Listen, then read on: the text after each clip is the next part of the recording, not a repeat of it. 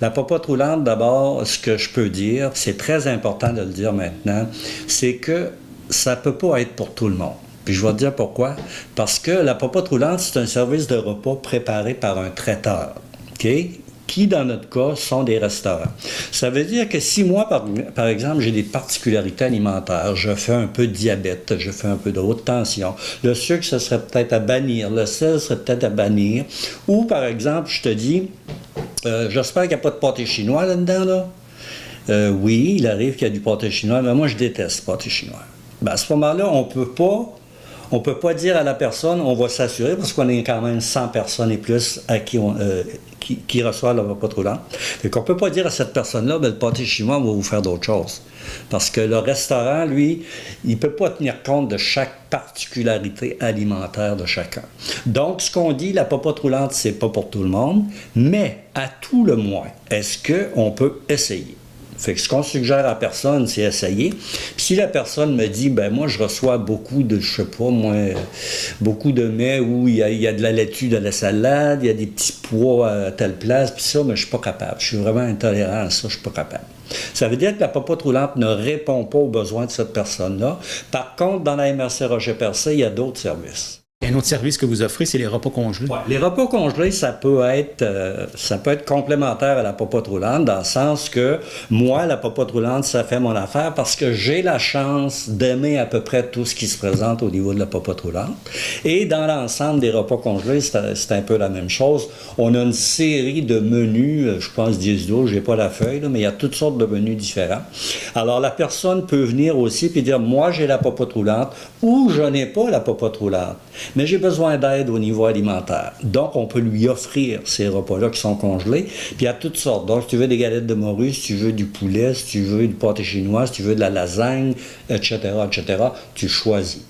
Et chaque repas, qu'on parle de la popote roulante ou, ça c'est nouveau de cette année, ou de repas congelés, ça fait des années, je ne me rappelle pas depuis quand, on était à 4 $ du repas, et maintenant, on demande 5 $ du repas, parce que si on regarde ça, ben, depuis peut-être 15 ans, les aliments, ils ont augmenté de prix assez. Ça fait que là, on a appelé toutes ces personnes-là en leur disant, voici, c'est maintenant 5 $ et tout le monde a été d'accord avec ça. Ça, c'est sûr.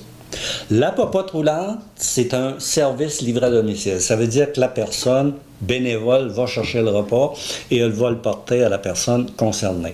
Les repas congelés, on ne peut pas offrir ce service-là. Ce qu'on dit, c'est que nous disposons de tous ces repas-là au Centre d'action bénévole et soit que vous-même vous venez ou soit une personne proche de vous vient, puis à ce moment-là, on vous offre les choix de menu puis on dit, voici, prenez ce que vous aimez.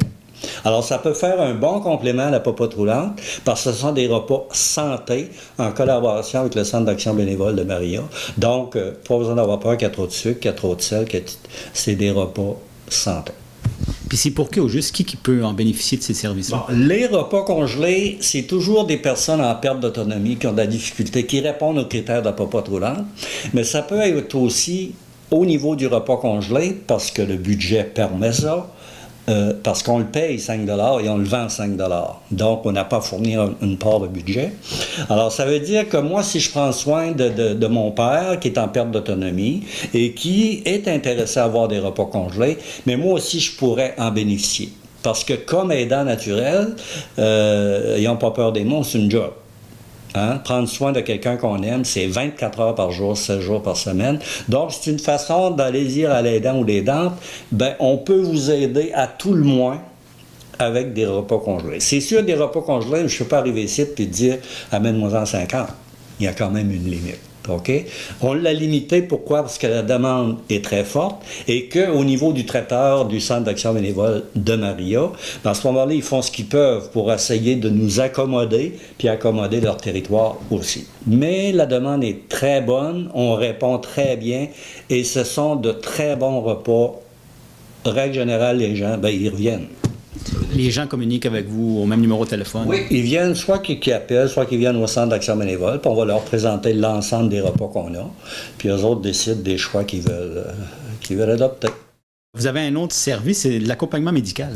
Bon, l'accompagnement médical, si je le ramène, là, c'est un peu pour dire qu'il y a des secteurs que d'abord, on roule tout le temps, ça c'est sûr que c'est rare qu'on va dire à quelqu'un on ne peut pas t'offrir le service parce qu'il n'y a pas de bénévoles. Sauf qu'il y a des secteurs comme Gascon et Newport, dans le moment, où on aurait besoin d'un peu plus d'aide bénévole pour répondre aux différentes demandes de services qui s'accroissent. Hein? Tu sais qu'on vieillit, la population vieillit, donc les problématiques sont un petit peu plus sérieuses. Ça augmente, il y a le problème des cataractes qui a explosé, donc c'est un examen, c'est l'opération, c'est le retour, ça finit plus ça. Fait que si on avait un petit peu plus d'aide, on demande aux gens de Gascon, les gens intéressés, puis qui ont du temps, puis qui veulent essayer le centre d'action bénévole, c'est souvent dire « Waouh, c'est le fun, puis je continue ». Ça, c'est règle générale. Mais on peut arriver au centre d'action bénévole puis dire « Regarde, j'aurais le goût d'essayer, mais je suis pas sûr que ça va faire l'affaire ». On essaie. Mais règle générale, des gens que je connais ici, ils ont essayé, puis ils ont dit « Oui, moi je reste ». Puis ici, ben, je pense que tu le sais, c'est la grande liberté de A à Z.